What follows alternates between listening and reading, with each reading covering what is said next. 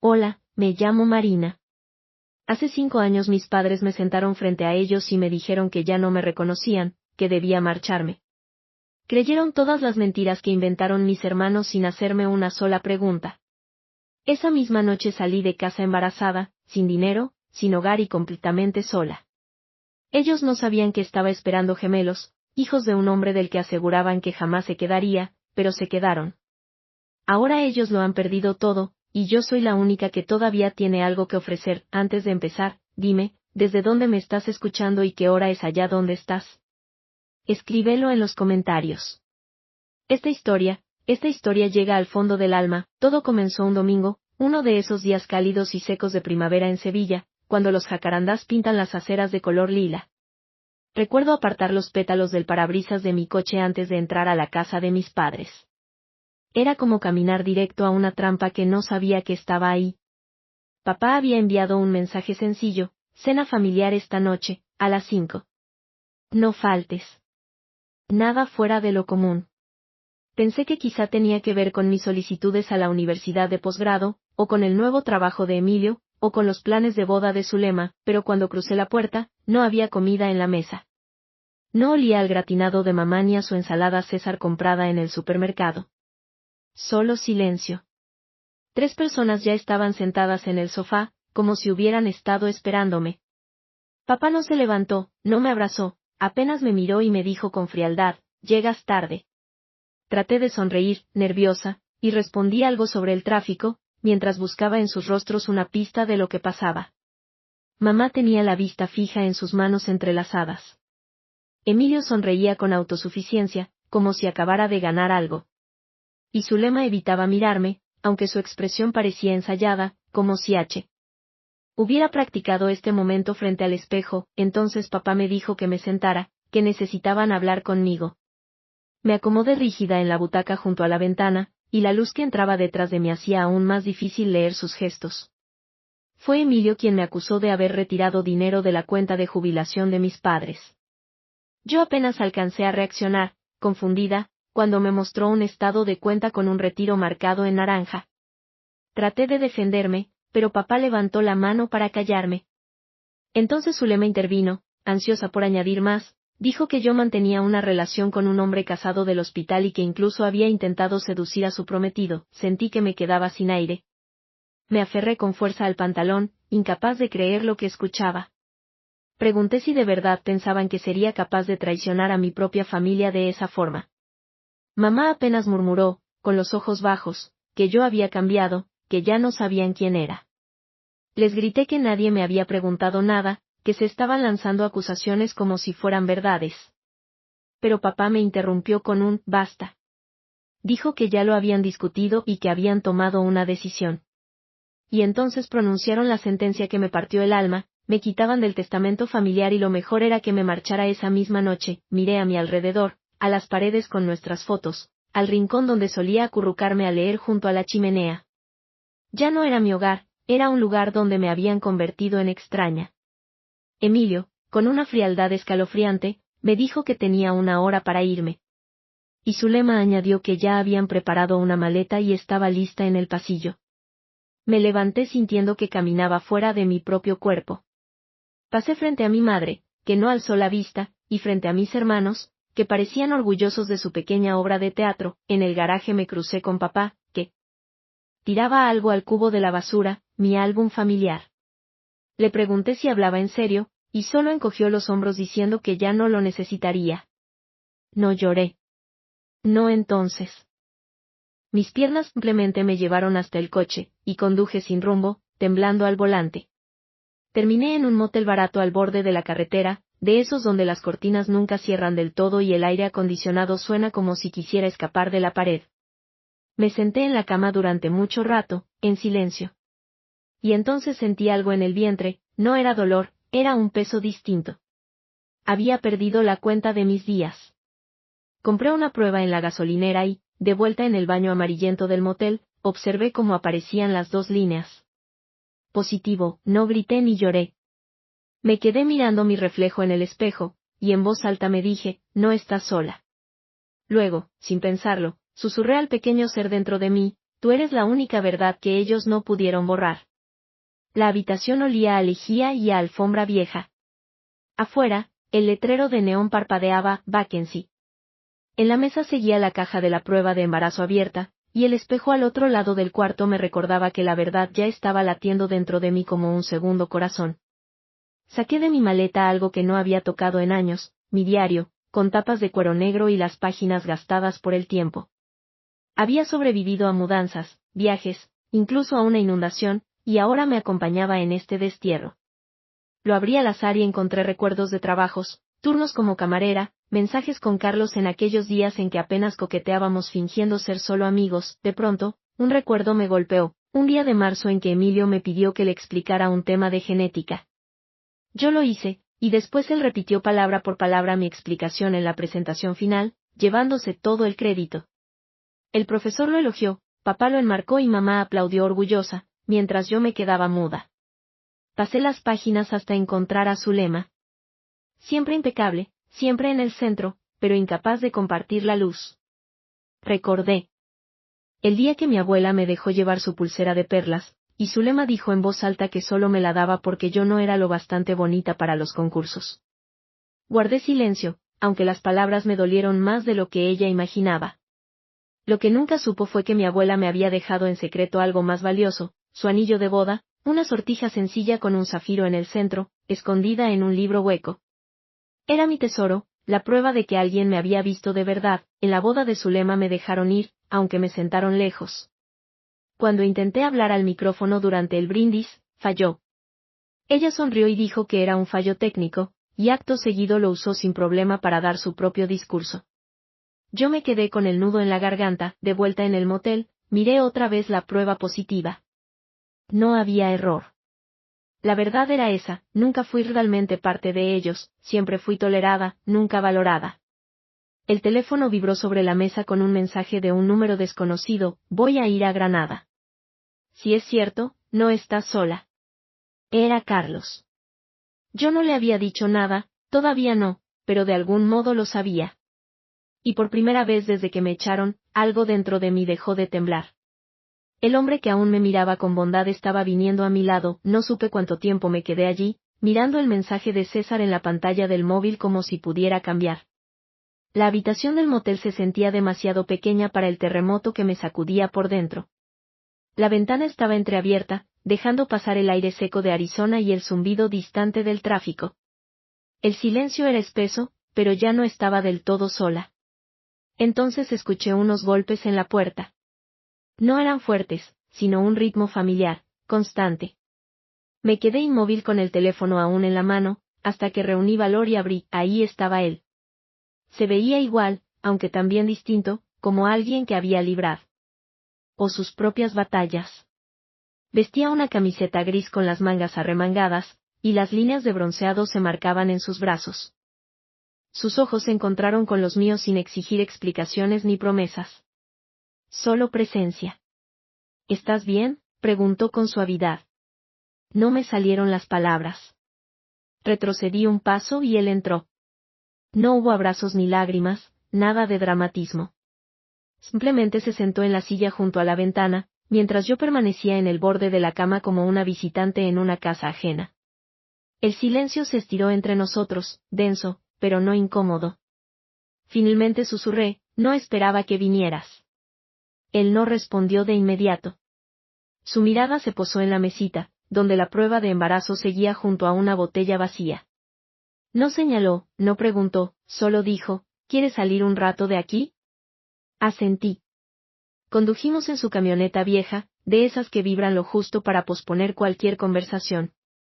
Paró en un diner pequeño, con cabinas de vinilo agrietado y ventanas empañadas por años sin limpiar.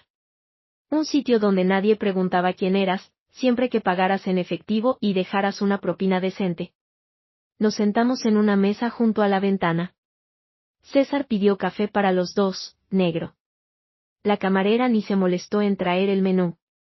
Ninguno de nosotros había ido por comida. Cuando llegó el café, me miró y dijo: no me debes nada.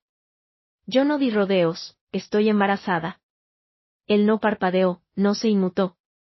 Tomó una servilleta, Sacó un bolígrafo del bolsillo de su chaqueta y escribió una sola palabra: juntos. Me la deslizó como si fuera un idioma que casi había olvidado. No quiero huir, dijo. Ni de esto, ni de ti. Solté una risa breve, más aire que humor. No sabes en lo que te estás metiendo. Él me respondió: quizá no, pero sí sé de lo que me alejé. Y entonces me habló de su familia, viejas fortunas del norte, viñedos, patentes de biotecnología y expectativas tan pesadas como la sangre. Querían que se casara con la chica correcta, que invirtiera en lo adecuado, que dijera lo que tocaba en las galas. Él lo dejó todo. Lo que no sabes, me dijo, es que yo vi como tu hermano te interrumpía durante aquella presentación en la universidad. Vi la presentación que tú habías preparado. Yo sabía de quién era el trabajo. Se me apretó la garganta. Nunca pensé que alguien lo hubiera notado. Emilio había caminado por aquel escenario como si él hubiera desarrollado todo, mientras mi nombre ni aparecía en las notas. Él se llevó el crédito porque sabía que le creerían más a él que a ti, añadió César. Miré por la ventana. Afuera, un chico cruzaba el estacionamiento con una patineta en una mano y los auriculares colgando del cuello. El mundo seguía girando, aunque el mío estuviera roto. Zulema solía decirle a todos que yo era la rara, murmuré con una sonrisa amarga. Decía que era la favorita de la abuela porque prefería los libros a las fiestas. Él asintió en silencio, hablamos casi una hora. Sin interrupciones, sin máscaras, solo verdades dichas entre sorbos de mal café. Le conté lo de la herencia, lo de las acusaciones, lo de la hora que me dieron para irme y el álbum familiar que papá tiró a la basura. Le conté lo del motel, las náuseas, el espejo y la tira que me confirmó algo aterrador y sagrado al mismo tiempo. No lloré. Ya no me quedaban lágrimas. Cuando salimos del diner, el sol empezaba a caer hacia el oeste. El aire se había enfriado, pero la acera aún desprendía calor. Caminamos hasta donde el asfalto se convertía en desierto, entre cactus altos y silenciosos como testigos inmóviles. No apuró el silencio. Lo dejó estar. Y entonces tomó mi mano. No te pido que los perdones, dijo. Solo quiero ayudarte a construir algo mejor. Yo no respondí, pero tampoco solté su mano. Miré mi vientre, luego el cielo abierto e infinito. A la mañana siguiente desperté lentamente en el sofá cama del apartamento de César. La luz del sol se filtraba entre las persianas. No era un lugar lujoso, 2 habitaciones, paredes desnudas y una cafetera que hacía más ruido del que servía, pero era el primer espacio en semanas donde amanecía sin sobresaltos. Sin gritos, sin miradas de odio, sin paredes que se cerraban sobre mí. Me senté en el borde del colchón y apoyé las manos en la curva suave de mi vientre. Todavía pequeño, todavía invisible para el mundo, pero no para mí. En la encimera de la cocina había una nota: fui a por más café. No salgas sin desayunar. Sonreí apenas. Encendí el teléfono. Decenas de notificaciones me esperaban de aplicaciones que debería haber borrado. El Instagram de mi hermana, otra fiesta, otra sonrisa fingida. Mi hermano, etiquetado en la casa de mis padres con la frase: los domingos son para la familia. Ni siquiera me había dado cuenta de que era domingo. Abrí mis contactos. Dudé un instante y luego empecé a borrar uno por uno. Emilio. Mamá. Papá. Incluso el que simplemente decía, casa. Confirmé: ¿seguro? Sí.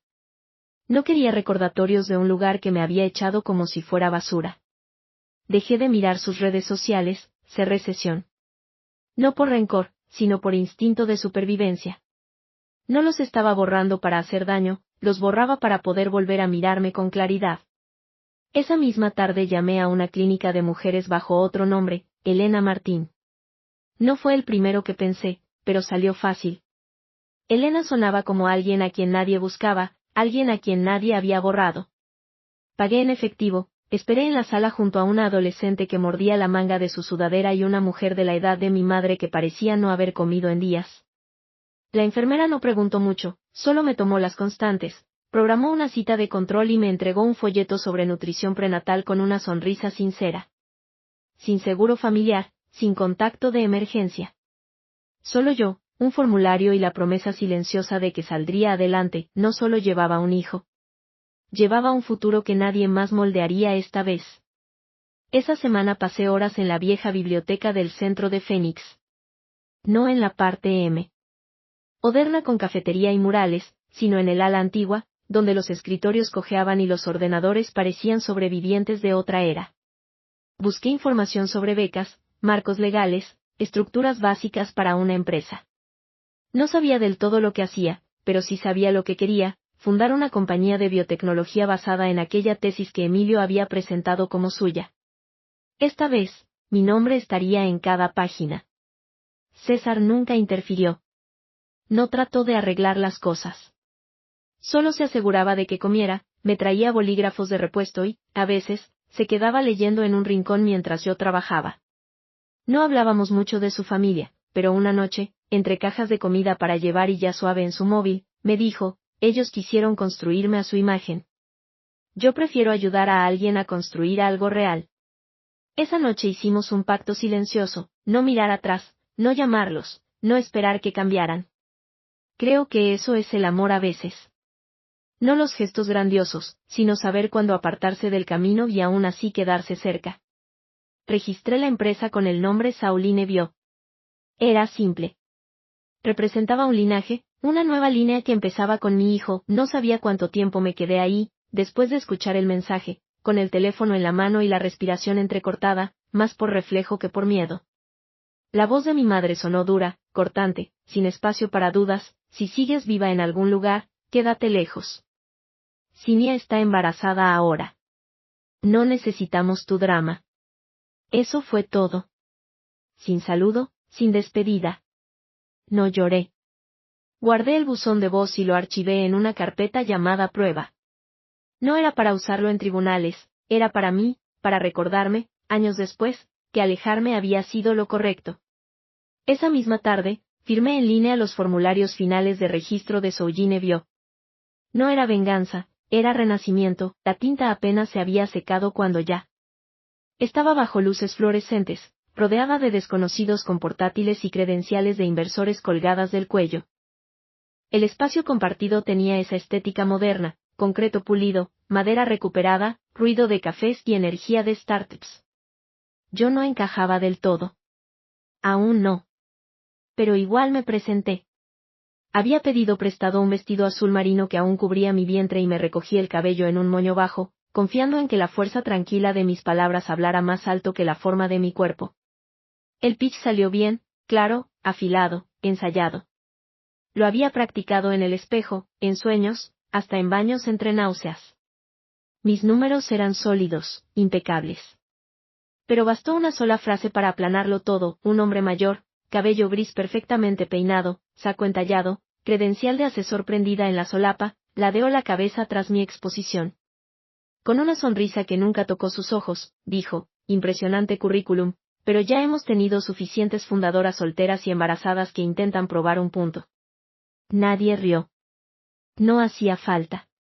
Nadie me defendió tampoco. Asentí una sola vez, demasiado rígida, y salí.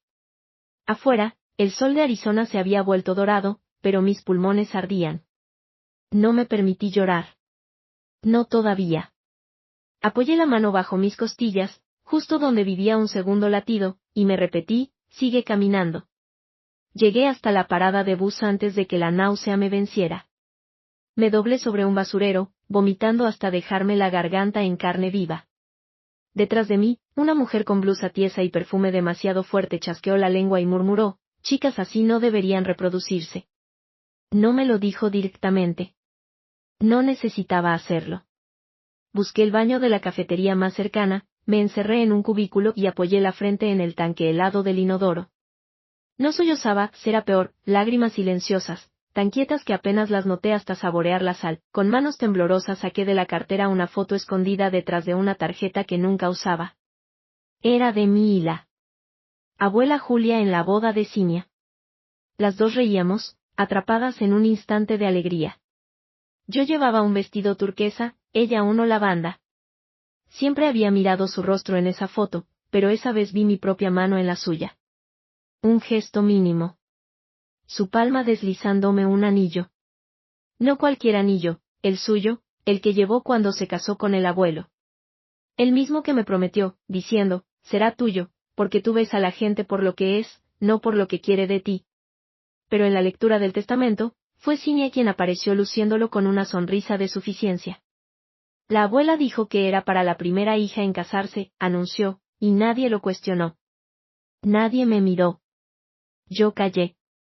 Dejé que la mentira viviera, creyendo que guardar la pieza significaba guardar a la familia, doblé la foto y la guardé de nuevo en mi cartera como si fuera armadura. Al salir, el cielo estaba teñido de naranja y malva, los postes encendiendo sus luces uno a uno. Caminé sin rumbo, dejando que la ciudad me llevara. Terminé en un banco junto a una fuente seca. Saqué mi cuaderno y escribí. No a mis padres, ni a Emmerich, ni a Cinia. Escribí para los que aún no conocía, los que quizá respaldarían Soujine Bio. Les hablé de la ciencia, sí, pero también de quien me estaba convirtiendo en fundadora. No encontrarán a alguien más incansable que una mujer que construyó todo después de que le dijeran que no era nada. Firmé sin adornos, Narina Solano, esa noche caminé a casa con los pies hinchados y un calambre en la espalda, pero ya no me sentía pequeña. Me sentía encendida. No como un fuego desbordado, sino como una brasa que parece apagada hasta que vuelve a brillar en la oscuridad. La mañana siguiente desperté antes del sol. Algo dentro de mí se había endurecido, no como un momento de película con violines, sino como una decisión callada, imposible de derretir con disculpas tardías o con un, pero somos fam. Ilia. Me senté en una mesa del espacio compartido, portátil abierto, té enfriándose a un lado. Ajusté la tipografía de mi pitch, no porque lo necesitara, sino porque quería que cada detalle fuera intencional. Cada diapositiva contaba dos historias, la científica y la sobreviviente. Y cuando añadí la línea final, fundado por Narina Solano, PhD en curso, porque ser una huella no significa desaparecer, no dudé en pulsar guardar. Esa tarde comenzó el showcase virtual. 100 fundadores en pequeñas pantallas, decenas de jueces en silencio. Camden estaba a un lado, fuera de cámara, solo su presencia. Esperé mi turno. Cuando mi rostro llenó la ventana principal, no lideré con trauma. Lideré con datos, claros, precisos, visionarios. Luego conté el porqué. Construí esto no a pesar de lo que perdí, sino por ello. Diapositiva tras diapositiva, dibujé un futuro de biotecnología capaz de cambiar vidas de mujeres de forma silenciosa y asequible, detección temprana de hormonas para clínicas con pocos recursos. El chat explotó en reacciones. Un juez, apenas mayor que yo, traje impecable y sonrisa aún más afilada, se inclinó hacia la cámara. ¿Sloan, como Cinia Sloan de la Fundación Gala Fénix? Mi mandíbula no se tensó. No parpadeé. No, respondí serena. No tengo hermana. El silencio duró lo justo antes de que el chat estallara. ¡Wow! ¿Escucharon eso? Un mensaje de Camden apareció un segundo después. Eso fue un mic drop. Cerré la llamada 5 minutos más tarde, con un gracias y una leve inclinación. Esa noche cenamos pad thai barato en el balcón de nuestro apartamento. Las luces de la ciudad titilaban, cansadas y orgullosas como yo. Camden se acomodó a mi lado. Hay algo que necesito contarte, dijo. Dejé mi tenedor. Mi madre es amiga de alguien de tu familia. Tu tía. Creo que estudiaron juntas. Todavía hablan. Sentí la boca seca. ¿Tía Regina? Él asintió. Fue ella quien le contó a mi madre lo de tu escándalo, antes de que yo supiera nada. ¿Y no pensaste en mencionarlo? No quería perderte. Una respuesta estúpida. Honesta, quizá, pero igual de estúpida. No levanté la voz. Solo me puse de pie, respiré y le dije, no más mentiras. No más alianzas con fantasmas de mi pasado. Si avanzo, es limpio. Él no discutió. Sacó el teléfono y, uno por uno, borró todos los contactos de ese mundo. Yo lo miré hacerlo. Luego volví a sentarme. Al día siguiente, mi bandeja de entrada sonó. Asunto, financiación inicial, Soujine Bio. No era 1 millón. Eran 25.000, pero venían de alguien que había visto mi pitch y escribió, tu convicción es inolvidable. Apostaría por esa claridad. Miré el correo hasta que se volvió borroso. no por lágrimas, sino por incredulidad. Imprimí el cheque, subí a la azotea del coworking y dejé que el viento seco de Phoenix me golpeara las mejillas. Abajo, iluminando un edificio, un cartel brillaba con el rostro sonriente de Cinia, junto a un lema sobre empoderamiento femenino y futuros solidarios. Era mentira. Solo otra máscara que ella sabía llevar mejor que la verdad. Doblé el cheque, lo guardé en el bolsillo de mi blazer y susurré, no puedes borrar lo que he construido solo porque gritaste más fuerte primero. Cuando mi empresa tuvo un nombre propio, ya no necesitaba el de ellos. Phoenix Biotech no era un nombre llamativo, no era de esos que uno presume en un cóctel elegante, pero era mío. Cada parte de esa compañía había sido levantada con las manos que no temieron ensuciarse. Aquella mañana, cerré el blazer sobre mi vientre en crecimiento y salí a la luz del sol. No como la hija de alguien, no como la hermana de alguien, sino como fundadora. El Congreso Regional de Innovaciones Médicas se celebraba en un hotel lujoso del centro, de esos con pisos de mármol y lates triples más caros que una comida completa. Camilo aparcó unas calles atrás para que yo pudiera entrar sola. No era dramatismo, era recuperar el espacio del que alguna vez borraron mi nombre. Pero nada me preparó para lo que vi. Frente al salón principal se alzaba una lona de 3 metros, iluminada a la perfección, que decía, Mujeres liderando el futuro de la salud. Patrocinado por la Fundación Cineya Solano. Y allí, en el centro, estaba su rostro. Cabeza ligeramente inclinada, mirada modesta, brazos cruzados como si supiera exactamente cómo posar para la posteridad. Debajo, frases sacadas palabra por palabra de mi tesis. Sin atribución, sin nota al pie, sin mención a Phoenix Biotech. Me quedé quieta hasta que alguien pasó rozándome y murmuró, ¿estás bien? No lo estaba, pero asentí. El moderador anunció el siguiente nombre al micrófono, el mío. Caminé frente a aquella lona sin tocarla, sin mirar atrás, dentro, el panel esperaba en el escenario, perfectamente alineado. Sin ella, por supuesto, no estaba. Ella solo prestaba su rostro, nunca su presencia, a menos que hubiera aplausos de por medio. Subí al atril y la sala enmudeció. Clic en el control, primera diapositiva, gráficos de datos, respuestas hormonales durante cada trimestre. Segunda diapositiva, índices de pacientes atendidos en zonas rurales. Tercera, una foto, mis manos sosteniendo mi vientre y, en el espejo, un post-it con la frase, no eres invisible. Simplemente no ven lo que estás construyendo todavía. Respiré hondo y hablé. No fui invitada a este panel, dije con firmeza. Pero yo construí la ciencia que ustedes están financiando.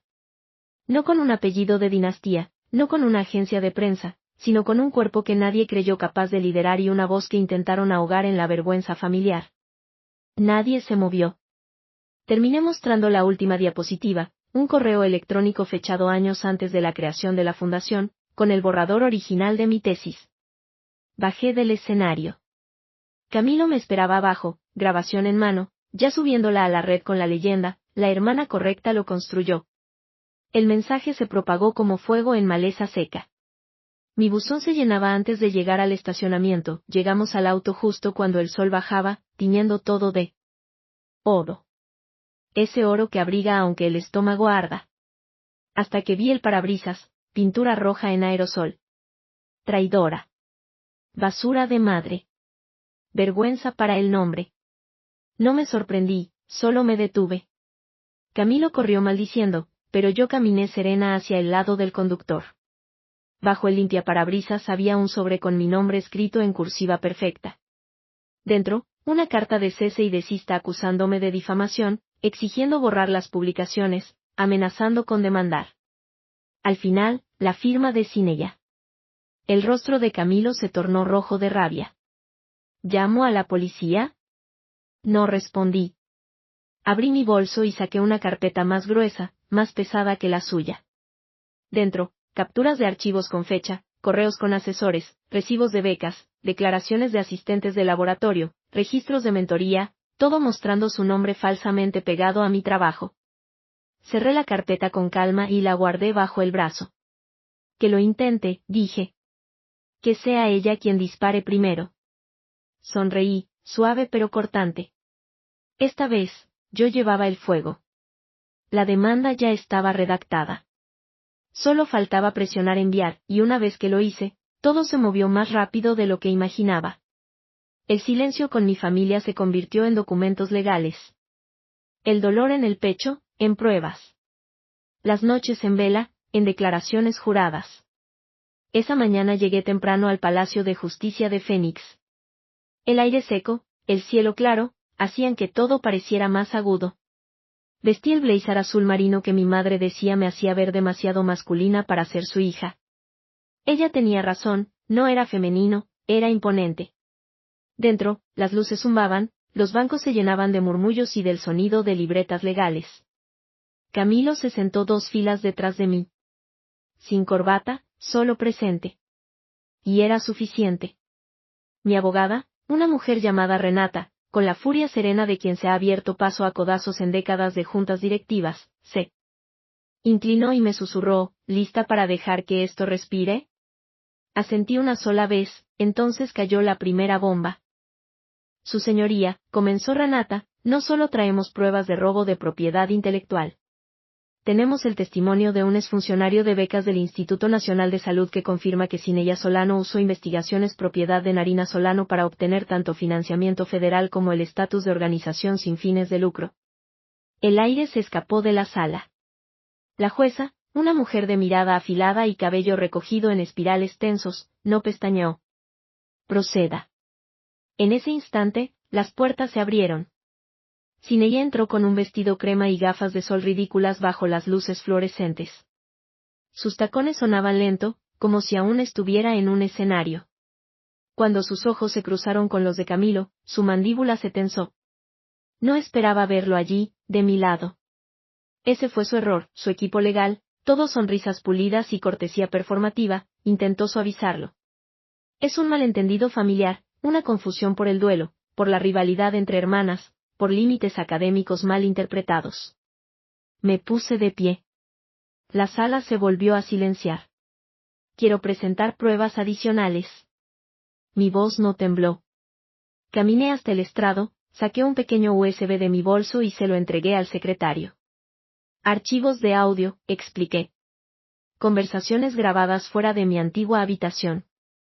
Nunca imaginé que se escucharían tan claro, pero así fue. La jueza arqueó una ceja. ¿Y qué contienen estas grabaciones, señorita Solano? A mi madre, mi hermana y mi tía, planeando cómo sacarme del camino porque era demasiado terca para dejarme controlar. No lloré. No lo necesitaba. Pude sentir cómo la incomodidad y la sorpresa recorrían la sala. De pronto, mi mente me llevó atrás, yo, niña, sentada en la cama con las piernas cruzadas, escuchando las risas del pasillo. Mi madre diciendo, ella no es inteligente, solo es difícil como su padre. Esa noche me acurruqué en el rincón más pequeño. ¿Qué pude?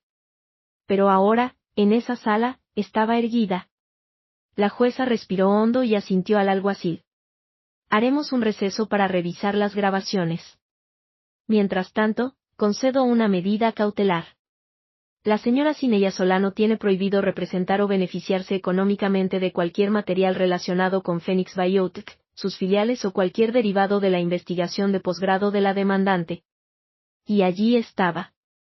No aplausos, no vítores, solo silencio. El silencio que en un tribunal suena tan fuerte como la justicia misma. Al salir, Sinella buscó con la mirada a alguien, cualquiera que la acompañara. Nuestros padres estaban en el lado opuesto. Mi padre miraba sus manos entrelazadas. Mi madre, inmóvil, perdida en la nada. No se movieron. Sinella quedó sola en un mar de murmullos y flashes. Afuera, los reporteros se arremolinaron a mi alrededor. Micrófonos, cámaras, preguntas. Una voz se elevó clara, señorita Solano, ¿hay algo que quiera decirle a su familia? Pausé lo justo para que el silencio pesara. No, respondí. Ya lo hice en la corte. No regresé a casa a celebrar. Volví al laboratorio, con mis hijos dormidos junto a mí. El aire olía a etanol y papel nuevo. La luz tenue solo iluminaba la mesa de cultivos. Leo y Liora dormían envueltos en mantas gemelas bajo mi banco, respirando al unísono. Un piecito se había escapado de la cobija y lo acomodé con cuidado, besando luego la frente de Leora. Su presencia me anclaba más que cualquier fallo judicial. Mi teléfono vibró en la mesa. Un nombre que no veía en años apareció en la pantalla. Papá. Dudé y abrí el correo. Asunto, ninguno. Espero que estés orgullosa. Sin ella se fue. Estamos solos ahora, sin disculpas, sin explicación.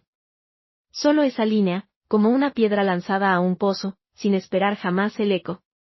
Bloqueé la pantalla y giré la vista.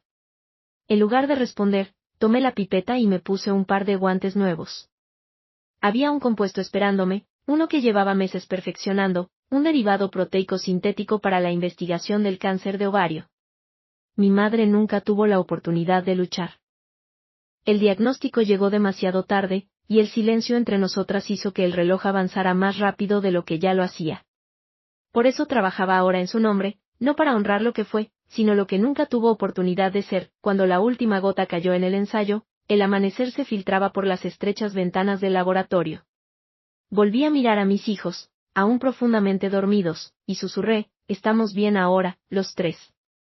El sol calentaba la tierra bajo mis uñas mientras cavaba. Camilo, en el fondo, instalaba un columpio de madera en la viga de la pérgola. Los mellizos se turnaban para cubrir de tierra los pequeños cítricos. Uno de naranjo, otro de limón. Mami, este es el árbol de Leo, dijo Leora, secándose la frente como una pequeña campesina. Leo asintió con seriedad, como si las raíces mismas dependieran de su aprobación. No era más que una franja angosta de tierra detrás de la casa, cercada por estuco blanco y ladrillos desteñidos por el sol. Pero era nuestro. Esa mañana, sentí mis pulmones expandirse de una forma que no había sentido en años. El timbre sonó. En el portal había un paquete envuelto en papel marrón, sin remitente. Lo abrí con cuidado. Dentro, protegido por cartón grueso, había una sola fotografía. Mis dedos se paralizaron. Era esa foto, la de mi infancia, la misma de la que me habían recortado hace años, dejando solo un rincón de mi brazo. Pero esta vez yo estaba allí, sonriendo con timidez, descentrada en aquel vestido azul cosido a mano por la abuela Julia. Le di la vuelta, escrito con letra cuidada se leía, esta es la versión que importa, ¿ves? Camilo se acercó, sacudiéndose el aserrín de las manos. La encontré en uno de sus viejos álbumes, dijo con suavidad. La impresión original, antes de los recortes. Asentí. No hacía falta decir gracias. Él ya lo sabía. Más tarde, cuando los niños se durmieron la siesta, nos sentamos. Bajo la pérgola con limonada y silencio. El tipo de silencio que solo llega cuando ya nadie espera respuestas. Camilo me miró y preguntó, ¿estás bien ahora? No respondí de inmediato.